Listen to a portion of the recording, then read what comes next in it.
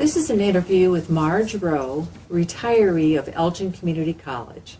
Marge served the college in a number of support staff positions throughout her nearly 28 years at ECC, culminating her career as the administrative assistant to the Assistant Vice President of Teaching, Learning, and Student Development and the entire TLSD division.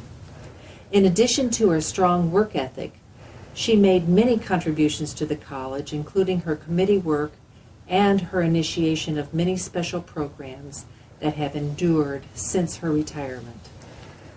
As important as her contributions to the college in these ways, she is also important to the college's history in that she was also a student here who returned as an employee. This interview is being conducted on December 11th, 2018 at Elgin Community College. The interviewer is Polly Nash and the videographer is Jack Weiss. Welcome, Marge. Welcome to you too, Polly. May we start out with a little bit about your own personal history? Sure. I was born on February 8th, 1954 here in Elgin. I am the youngest of 5 children to Fred and Eleanor Handrock. My father was from Crystal Lake and my mother was from Chicago. And my father was a set screw machinist. My mother also worked outside of the home in clerical. She was a secretary for our church. And then she also worked for her sister-in-law who had a private secretarial service. So there were 5 of us. Were you born here in Elgin? I was born here in Elgin, like at Sherman Hospital, right. Yes, as were all my brothers and my sister. So I had 3 older brothers and an older sister. And even in those 50s, the 1950s, my brothers were much older than I was. My oldest brother was 18 years older than I am, and then 16, and then 8 years older. And then my sister was 4 years older than I was. But all of us were offered the opportunity, to go on to college if that's what we chose to do or did not choose to do. My 2 older brothers received earned degrees at Valparaiso University in engineering. The next brother, when he graduated from high school, he went into the Army. And when he returned here to Elgin, he went into the trades. And my sister went to Northern Illinois University and got a degree in elementary education. So I went to Larkin High School. I graduated there in the spring of 1972. Wonderful. What an interesting mix of professions and careers that your family has chosen to do, your brothers and sister. That's wonderful. So after you graduated from high school, what did you do? I came here to ECC. Okay. I really didn't have any career plans or educational plans, so this was an opportunity. I had some other good friends from high school who were staying here. There was kind of a stigma of, you're not going away to college, back then. But a few of us stuck around. So my first year, I just took elementary, just regular educational classes. General education. Yes, general education classes. I was not very successful in the normal classroom environment, but I got through those first 2 semesters. And then I think it was really on a fluke that my friend Pat and I decided to check out the dental assisting program. So that would have been... Why did you all do that? I don't really remember. I think it just looked interesting. It was an opportunity to learn a work-related task, and then to just stay and go to work after a short period of time. So, and I also worked part-time. I was involved in my church. And then my other good friend who stayed back here in Elgin, Sandy Hameister, she went into the nursing program in those years. So all 3 of you were in health professions. Yes, yes. Exactly. Mm-hmm. So you were in that program of study, and how long is that program of study?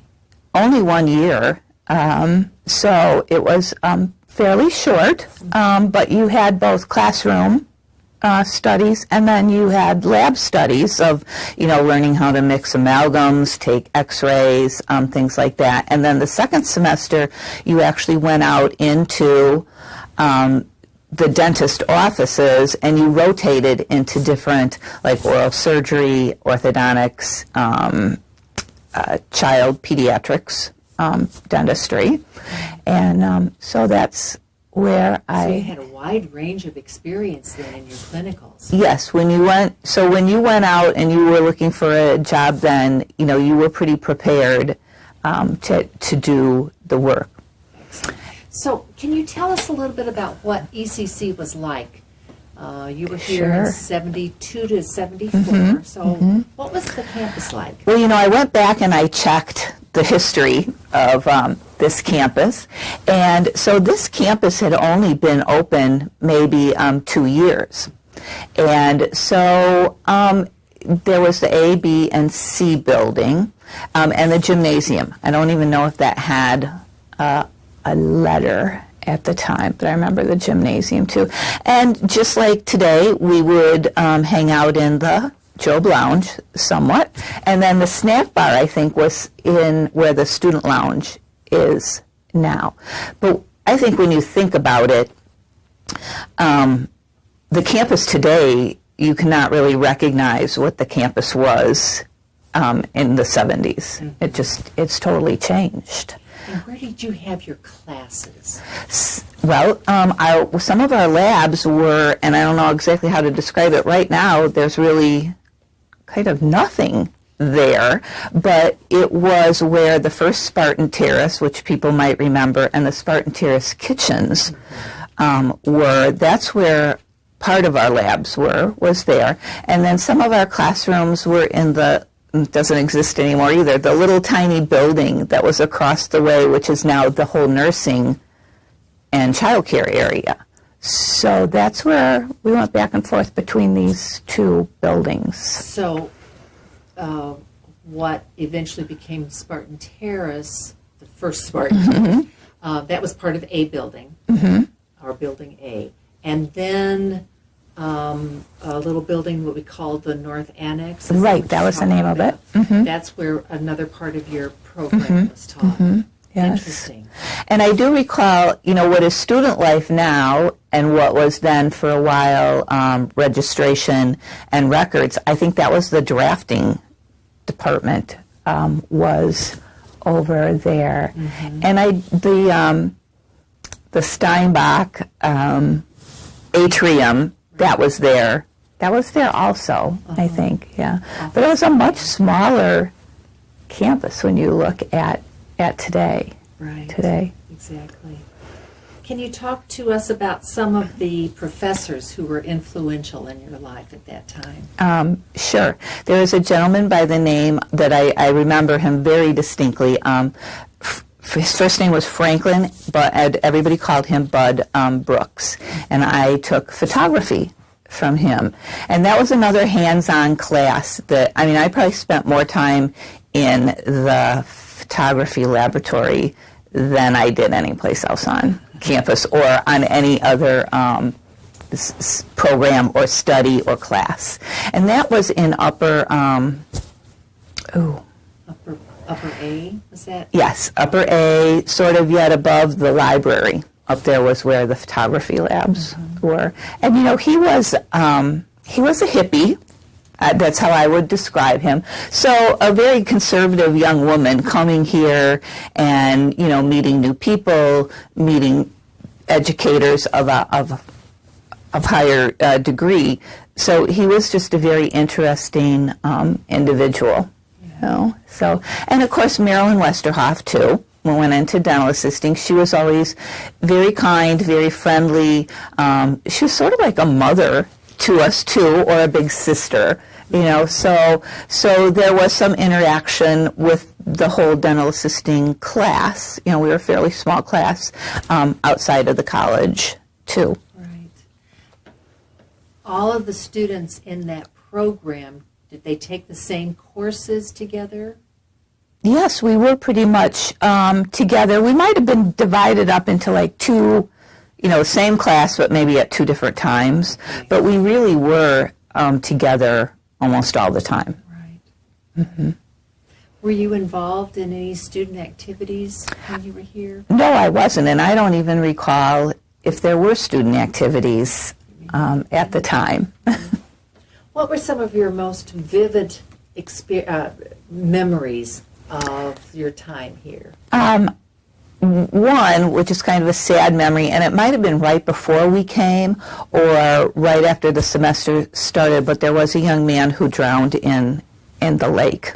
So that was a long time ago, and I think the usage of that lake was probably a little bit more free at that time until that accident happened.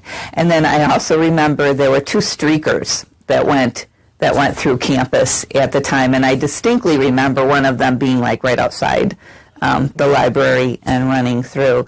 But otherwise, I don't, with the campus being so new, we didn't spend a lot of time here because we also had part-time jobs and just other activities that we did right. outside of school.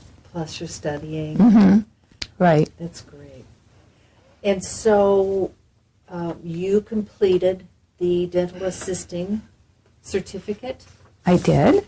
Would have been in the spring of 1974. I have a photo here, and I was wondering if you could talk about that. That was at our pinning. So we had a pinning ceremony just like the nurses and the dental assistants do today. So that's a picture of me in the center, and right next to me is my one of my best friends from high school, Pat Juby McGuff is her last name now. She went on later to Northern also and ended up with getting a degree in elementary education and then taught, I think, both within U46 and at one of the Catholic elementary schools. That's wonderful. And so you've maintained that relationship. A little bit.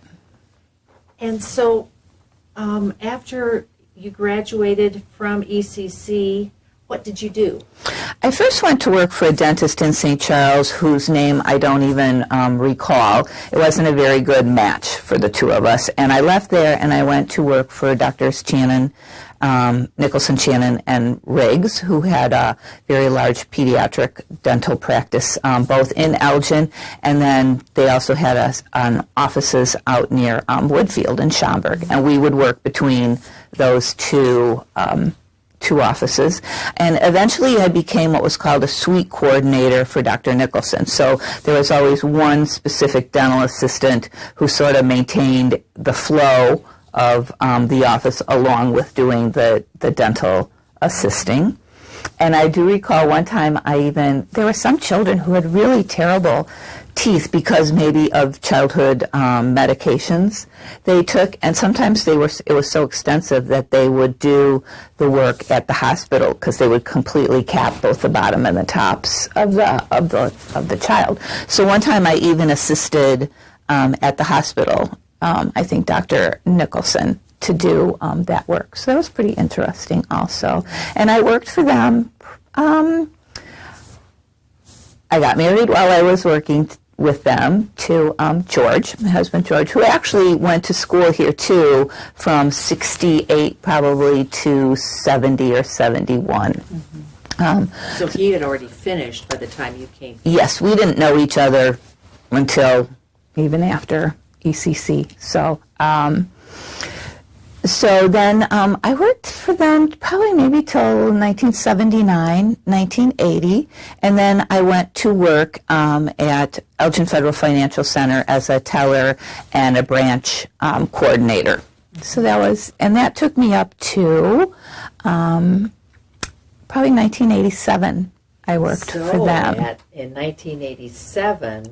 I stopped working altogether for a few months, and towards the end of the summer, I decided I better go back to work. We could use two salaries, being not married not that long, having bought a house and everything. So I saw a position offered for an assistant office and a budget manager for the Office of Student Life. So I had taken, while I was not working, I had taken some courses at ECC too, like typing and a few things like that, and also my background at the bank.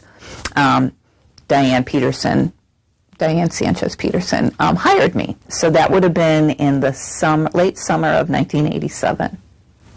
So you worked in the Office of Student Life? From 1987 for a very long time. I'm not so sure. I worked, it was actually a part-time job in the beginning, and I stayed part-time until 1991 when the secretary left and they combined the two jobs. I did have to re-interview for that job. So then I was hired as the secretary to the department, and I continued to take care of all of the budgets for student life for the clubs and organizations. So I paid their bills. I balanced their budgets.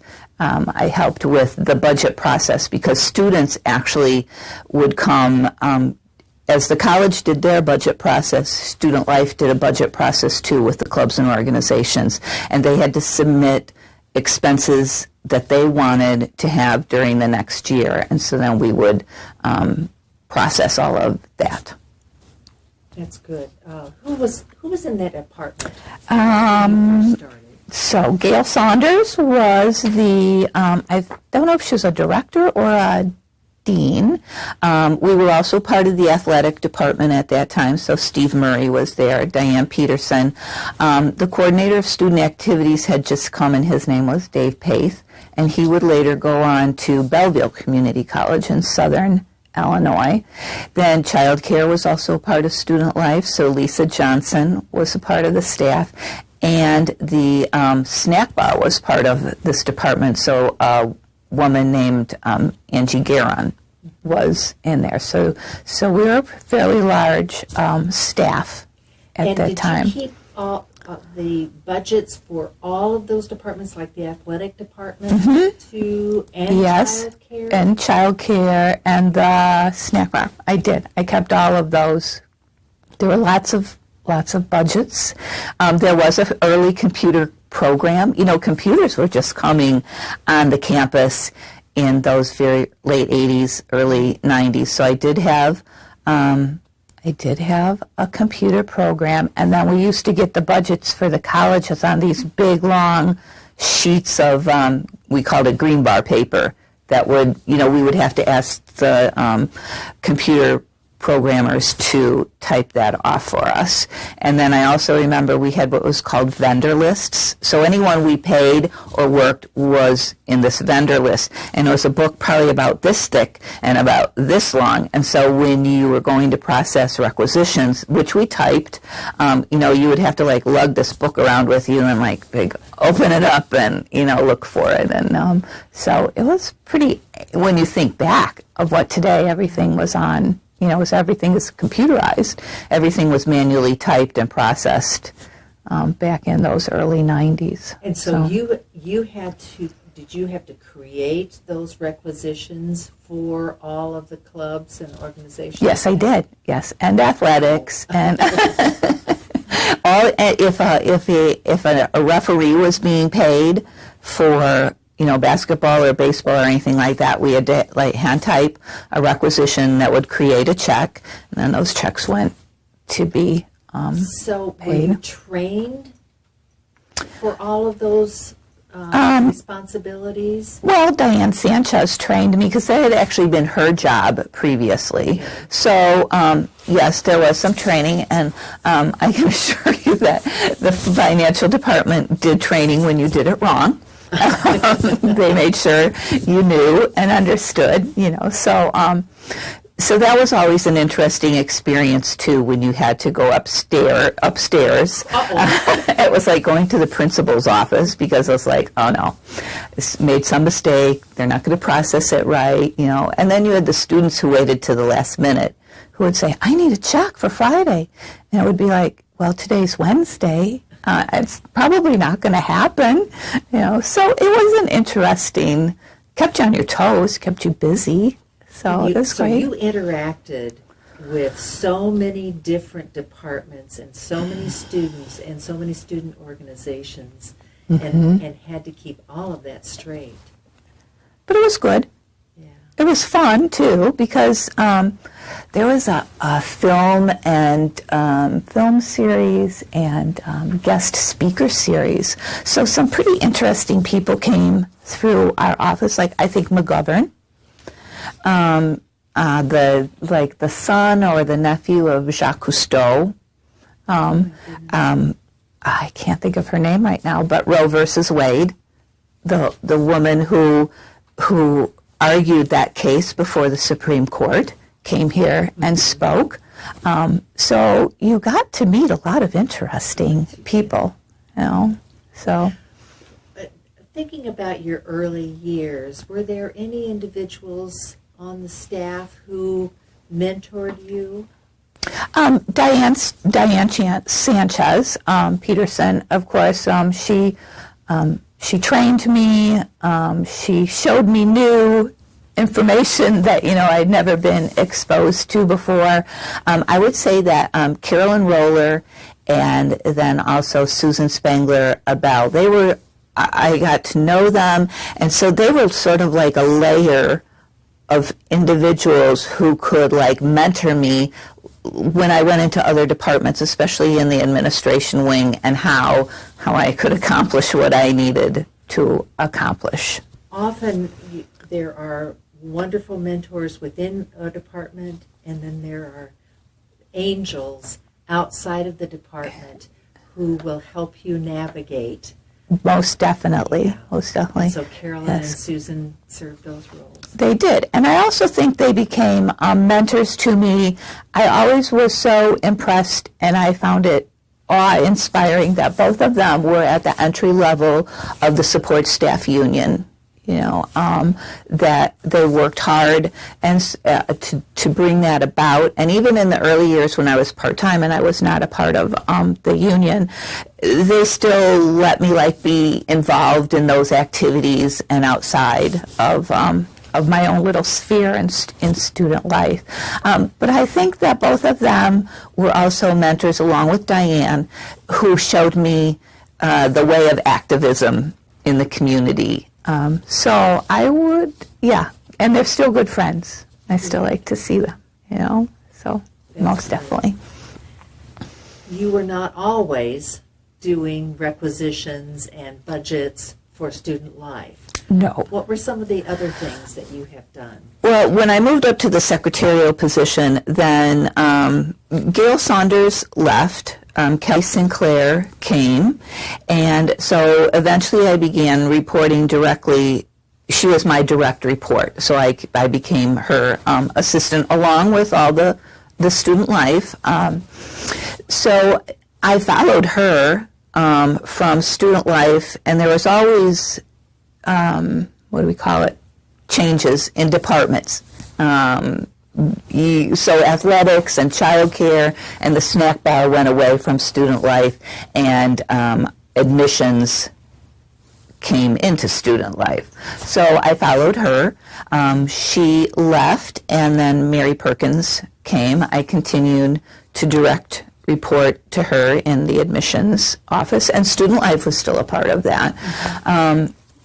And eventually, there was yet another reorganization, a very large reorganization, in which Mary's position as, I think she was an associate dean, was eliminated, and that eliminated my position also. Was that a scary time for you? It was a little scary time for me, not so much that I was concerned about whether I would continue to have employment here, but a scary time that when those things happen, you have a lot of emotions of those kind of fears, and that was not handled really very well, in my opinion. So, Mary had talked to me about it, so I knew that it was in the works, and then one day an administrator just announced it to the whole department, who went out and announced it to their staff. And so at that point, I actually had to pick up the phone and call the president of the union and say, I don't know if you know this, but my position's been, the position I have is being eliminated. So that was a difficult time. Eventually what happened was that Mary went to work in the vice president of teaching and learning. There were 2 other administrators up there who had no clerical support. So although I reported to the assistant vice president, I actually did work for those 3 positions. And I remember Mary, and I remember the grant writer. So I remember those 2. I don't actually remember the 3rd person that I did work for. And then I just picked up a lot of different roles that was needed to be filled. Like for a while I was the clerical support for the Policy and Procedure Student Committee. And that was very interesting because even when I was in student life, I was sort of the one who had to know policy and procedures so that I knew that the paperwork that I had for expenditures was correct. Right. So I did really kind of enjoy that. But it was a much slower pace, not being front line with students. There was really no students. And I miss that. I miss the student interaction and the craziness of all of that. Right, because that's up on the 2nd floor of the admin wing. Right. So Quieter, yes. So that's where I ended. My career was up there, and sometimes we nastily called it the ivory tower, But it gave me an opportunity to see another part of the college. Absolutely. And to understand. Why things, you don't always know why things get decided or done. So it was okay. So in addition to your myriad of activities as part of your work assignment, you were also involved in a number of activities outside of that work assignment, but within the college. Can you talk about some of those? Sure. And when we were in student life, we were always involved in some committee. I don't think I had been here very long, and I was tasked to go on the 40th anniversary celebration committee. So I was on that, the 40th, the 50th, and the 60th. There was a great time of change. Our enrollment was extremely high, successive years in a row. There was building now going on again, so the University Business Conference Center was going to be added. The Visual and Performing Arts building was being added. The fitness center was added. The gymnasium was expanded. So all those things were going on. A lot of staff were being added and new programs. So we were involved in the first Women History Month's activities, which was really great. I oversaw the initial organization of a Veterans Day program that had not really been done much, and I was involved with the union by that time because then I was full-time. While Diane was still there, we started to create an alumni organization, and actually the alumni organization is what would draw me into the community more, because I met an alumni named Jerry Turnquist, who's also kind of known as Elgin's historian now, along with Mike Alft, and he introduced me to the genealogy group, and from there I jumped to the history. So that was a connection and how I started the community Maybe involvement. Focus on a couple of those and talk a little bit more about each of those. I have a couple of photographs here from the 50th anniversary, and I wondered if you could talk about them. Sure. So as part of that committee, I was tasked with bringing up a time capsule because of my association with the History Museum. And that time capsule, I think, had been buried in 1974, maybe. And it was buried outside the original library. It was in a concrete Wilbur vault that had been donated. And so I was tasked to form the committee to bring that up. Let's see, Bob Kaiser, who was part of the foundation, he was the head of the foundation, and then Gus Stewart, an original faculty member, is in that picture. And then the picture in the background is that the student bringing that up, his last name is Kellerman, and I don't know the other two people. So we formed a committee. We decided what we were going to do. It was really a kick that I worked with a gentleman from Wilbur Vault out by Bluff City Cemetery quite extensively, and they donated the time and the equipment needed to dig the hole and bring it back up. And we didn't know what we were going to find. There were no records kept of what had been put in that original time capsule. So we formed a committee. We got it up and out of the ground. We had it sitting outside the cafeteria windows. I talked Art Andres, who oversaw the mailroom, to sort of be Indiana Jones.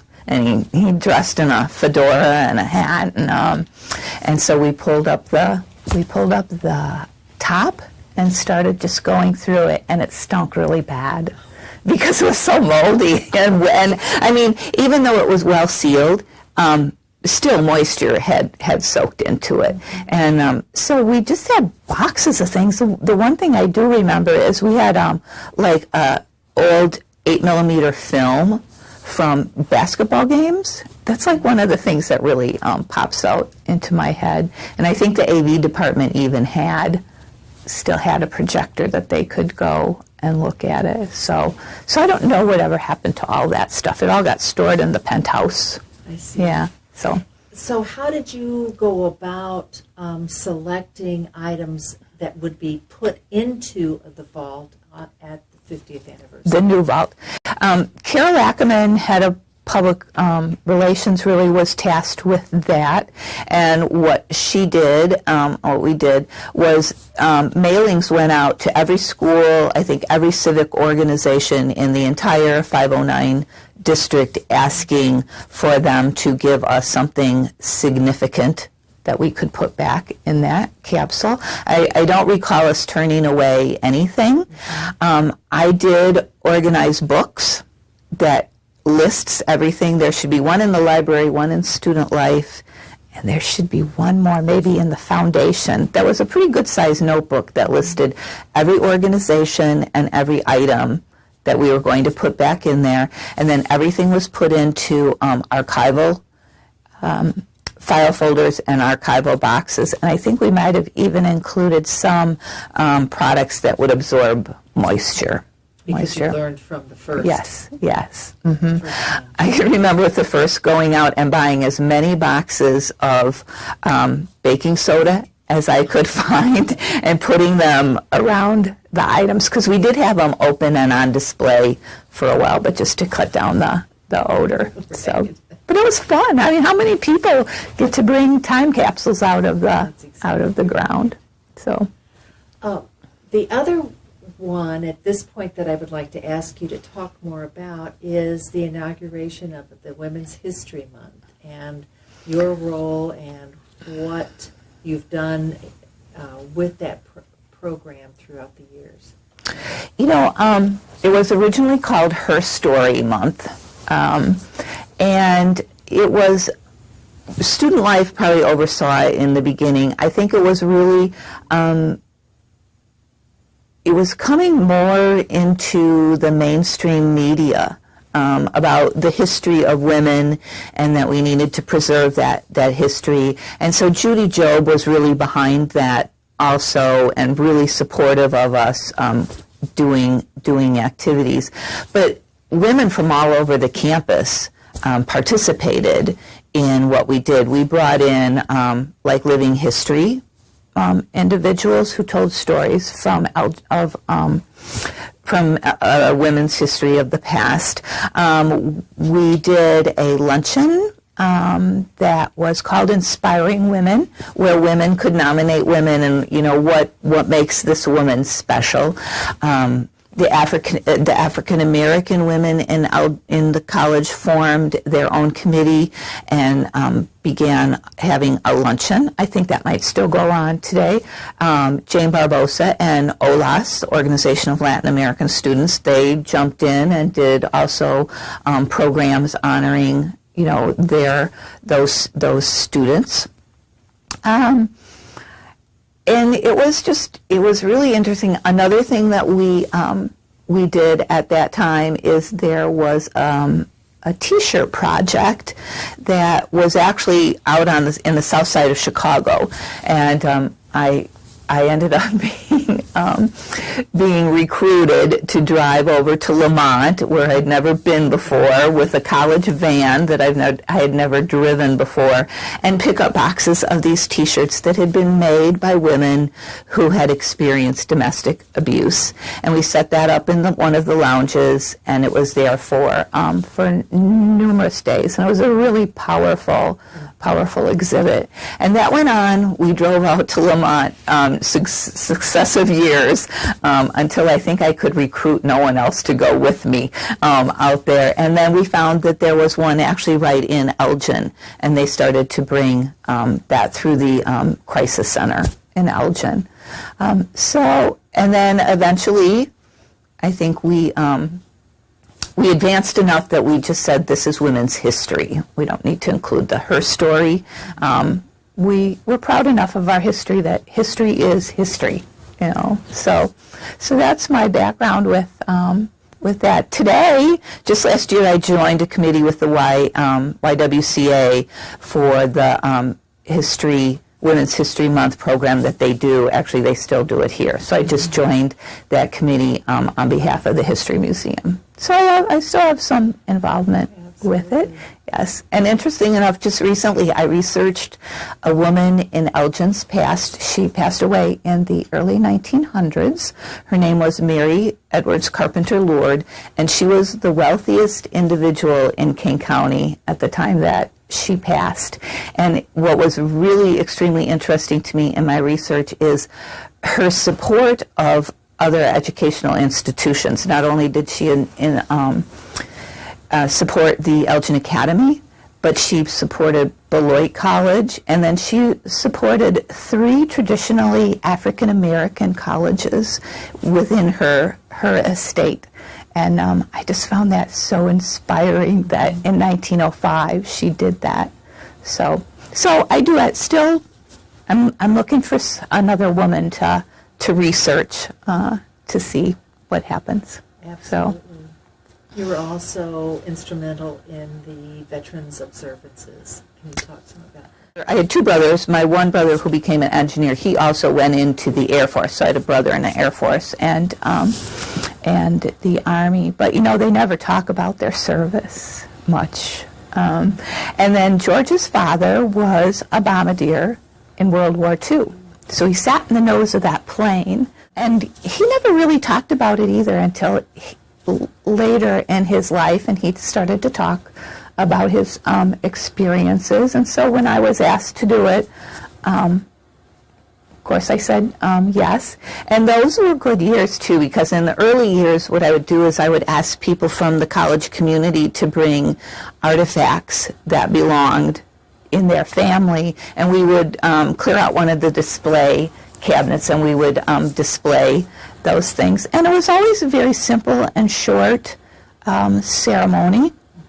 And so I'm really glad to see that the college has expanded that even more, that there's now truly a Department of Veterans Affairs here on campus. And I often see on the Facebook page like the giving of the quilts and things like that. So it was a very emotional time for many people when they participated, and sometimes I would see individuals who I would later learn were part of the Vietnam War who would be in the background.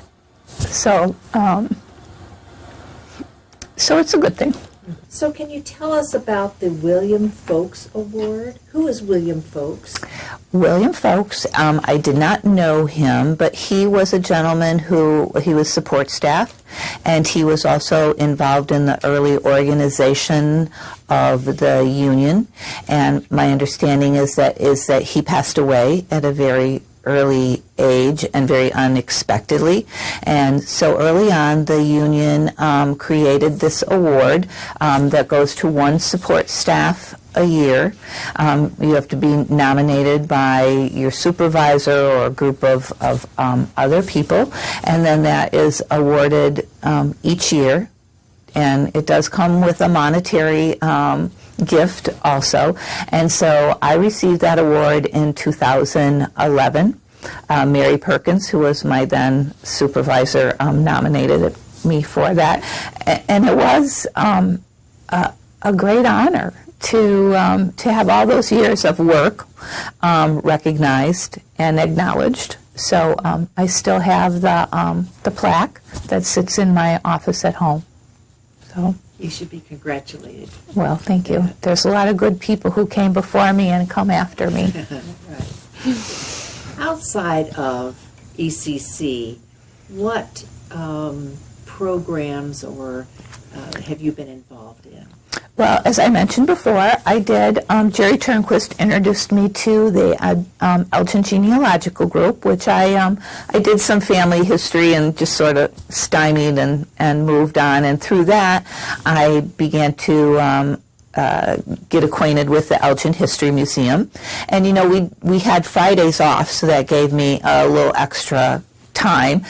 We don't have any children, so I my interest in history was reignited, and I started volunteering occasionally on Fridays at the Old Main Museum that's on the grounds of the Elgin Academy. And later on, I think the first thing I was tapped to do was some radio commercials on WGN for upcoming programs, and then I was asked to be on the board, and my first position, I think, was corresponding secretary. There was a time when I was managing their little store. I was doing press for their programs, and I eventually became a president of the organization for 1 year in 2004. I also became involved in the Elgin Historic Cemetery Walk, and on a fluke, I really got involved in that because I really, really wanted to wear a hoop skirt. And the guides got to go to a costume company in Batavia and pick out, whatever costume they wanted to wear. So tell me, for those who are not familiar with the Elgin Cemetery Walk, tell me what that is. Well, it takes place at Bluff City Cemetery, which is our historic cemetery in Elgin. It was established in 1899. It is actually the third cemetery that existed in Elgin. And so what happens is there's 5 or 6 individuals who are at the gravesite of an individual who has some contribution to Elgin's history. And then there's also individuals who act as guides, and they take a group of maybe 25 to 30 people around, explain cemetery lore, mystique, cemetery architecture, and then stop at each of these individuals' grave sites and learn that story. So you took on the persona of a guide. I always did a guide. I was always a guide. So I got to know the cemetery very well because the person who I first volunteered with sort of passed on the whole guide writing. And so they would pick out the people, and then we would go out there and find interesting monuments in between and tell what the carvings meant. And then eventually the whole organization of it got passed to myself and a friend, Linda Rock, who's an educator, worked for the Elgin Academy in U46 for many, many years. So for 7 years, she and I organized the whole shebang, and it was like a year-round process to try and go out there and connect people who were in a relatively close range. One thing we learned early on is we would find Mike Elft, and we would call him up, who's Elgin historian, faculty of Elgin High and here, and we would drag him out to the cemetery and we would walk it with him. And so interesting, so knowledgeable, the things that he knew about Elgin and about its people. So we did that for 7 years, and I continued to be involved for many more years. So I have about 20 years history in that event. And one thing I did after I retired is I took all the scripts that I had written and I put them into a loose order of walking through the cemetery, and I retyped that all up and put it into a booklet and made sure that it was at the museum for future people to use, because the information isn't important if it's in my house. It needs to be in that museum to help people. So, and so that's kind of where I went. Now I'm back to just doceting, and I'm working on an exhibit, redoing it that the kids like. It's called a diorama, and it's what Elgin looked like in 1855. So I'm making some additions to it and trying to get some photography up that really brings the picture to it, because this was handmade by an Elgin architect by the name of Elmer Gillick. And so it's all these tiny little houses and outhouses and little streets. So we're trying to enhance it. Children especially like it. But for a long time, you would stand there and you would look at this diorama and you'd have no idea what it really meant. So we're trying to give some interpretation to it. And then, like I said earlier, too, also I like to research women in Elgin's history. We're a forgotten group, so, or overshadowed by our husbands sometimes. So these are some of the things that you've been doing in retirement. And you decided Yes. to retire as of 2015. Mm-hmm. Mm-hmm. So what made you decide to retire?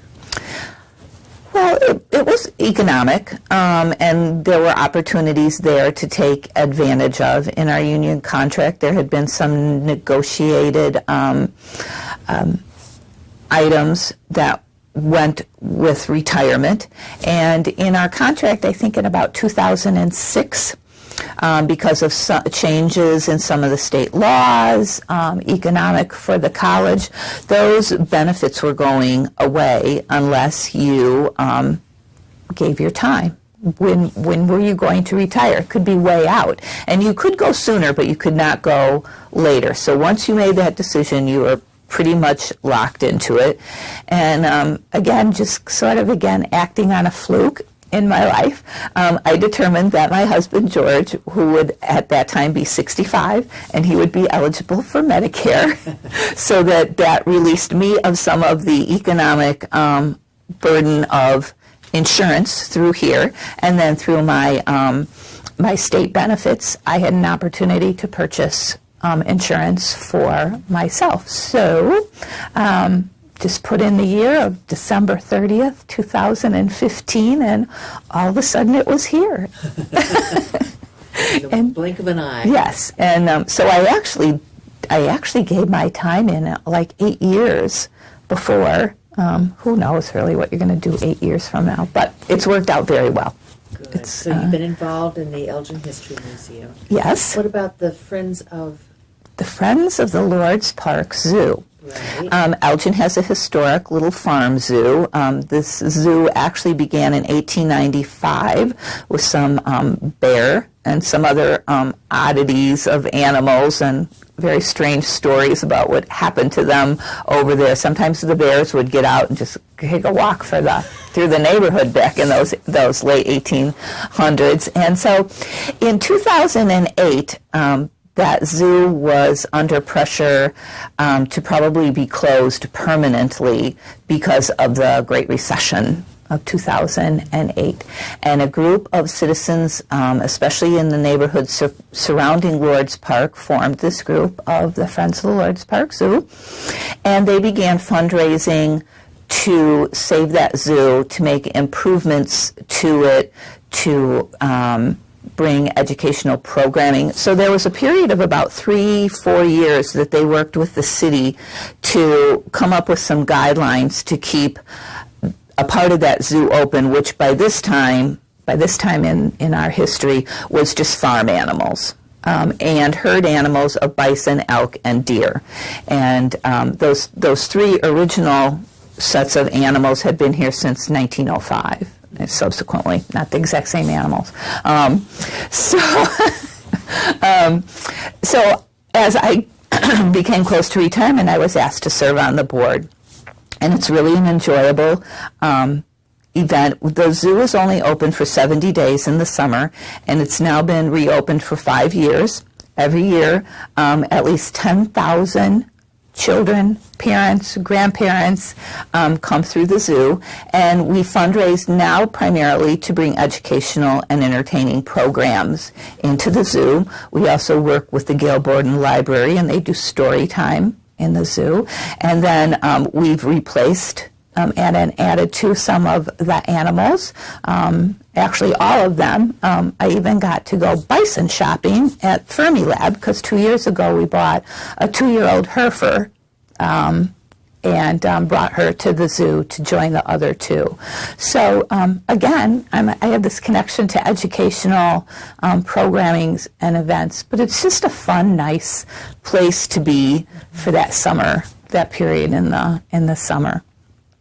It looks like you, from this one photograph I want to show you, that you've also been active politically. Yes.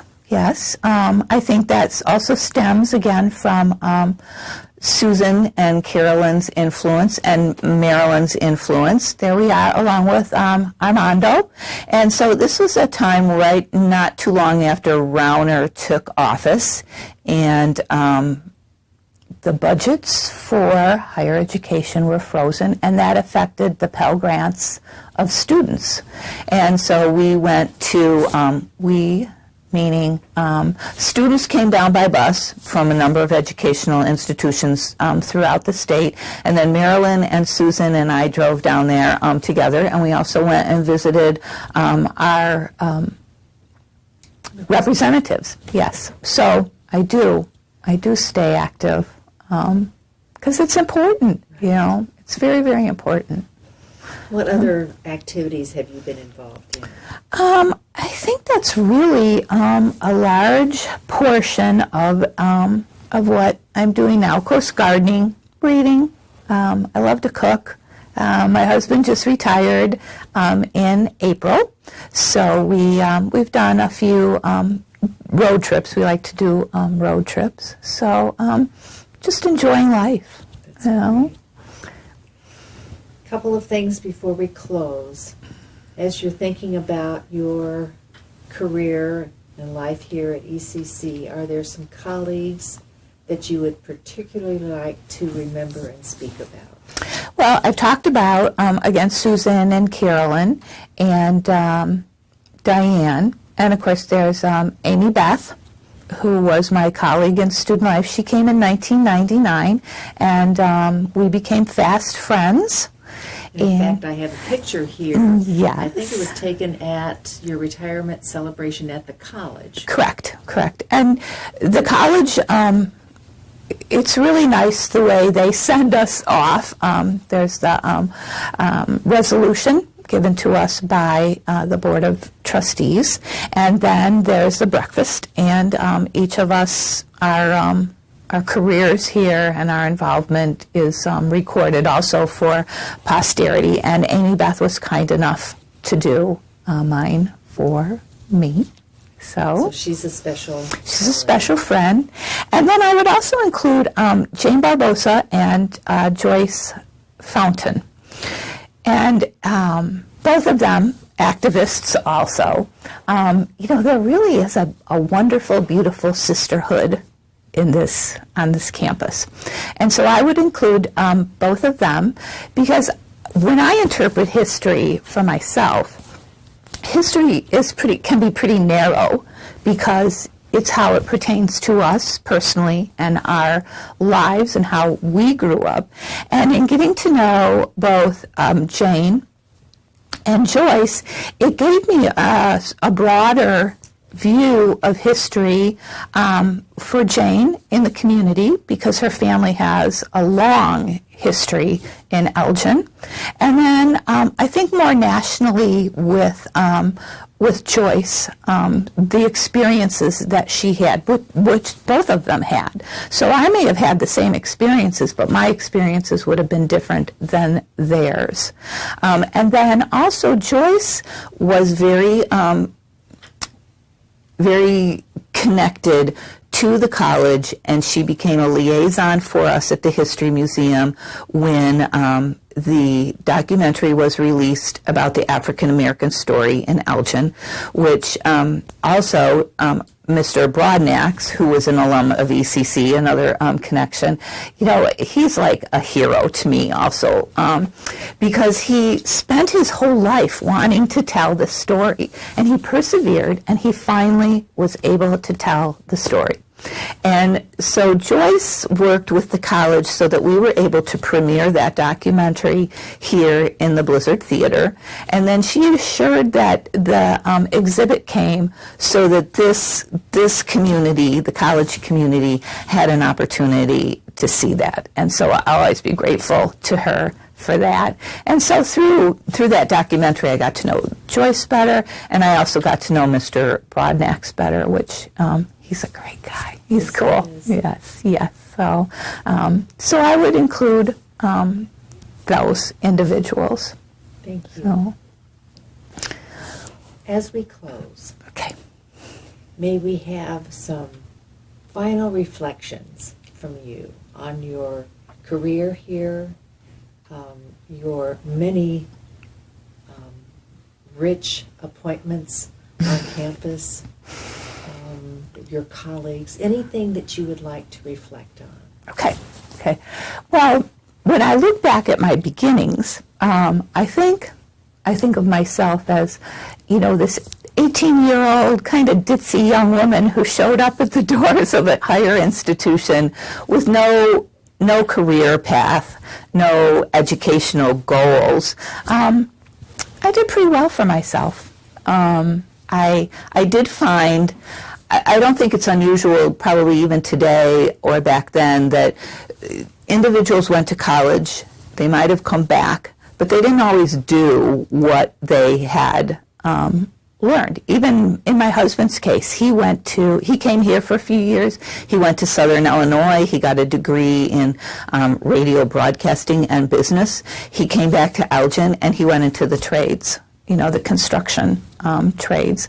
And that's a connection to ECC that I am so happy that and pleased that the trades and the hands-on work continues to come into its own and to be recognized for the importance that everything that you do as you put that quality into that your life is important.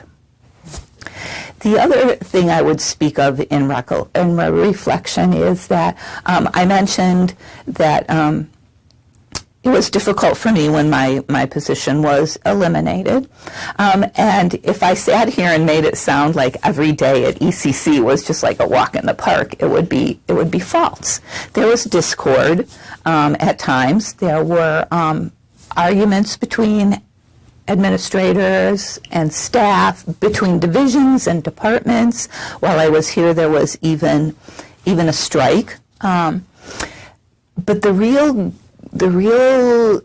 important part of ECC that is just resilient in my mind, I would talk about the days after September 11th, 2001. We were a world that was devastated by these tragedies. And I always started work early. I started work at 7:30, so the campus was not very populated on September 12th, and I think it probably wasn't very populated because of what had happened. So as I walked up to the office, the student life office at 7:30, there was a female student sort of back in the alcoves, and the hallway was kind of dark, and of course there's no light behind the doors. And as I came forward, she stood up and she said to me, "What are we going to do?" Those simple words, I didn't need to interpret them anymore. I knew she meant, what are we on this campus going to do to make things better? So when tragedy strikes, ECC is one unit of great force. Within hours, within days, everyone had come together. And we were fundraising we chose about 5 different organizations, like the Red Cross, even the SPCA, I think, because there were some students who, knew that there were families that had animals that needed help. And that tragedy touched people personally here. But so when time is bad here, or we're at the low part of a hill and working our way back up to improving, we came together as a unit. And that reoccurs in my memory often, that we were good, kind people. We set an example, and that example carries on into personal lives and into the community.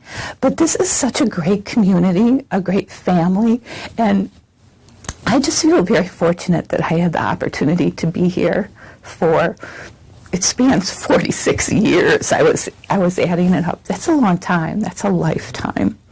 So that's the reflection that sits in my brain so often. And I'm so happy and thankful for that. And we thank you. Thank you.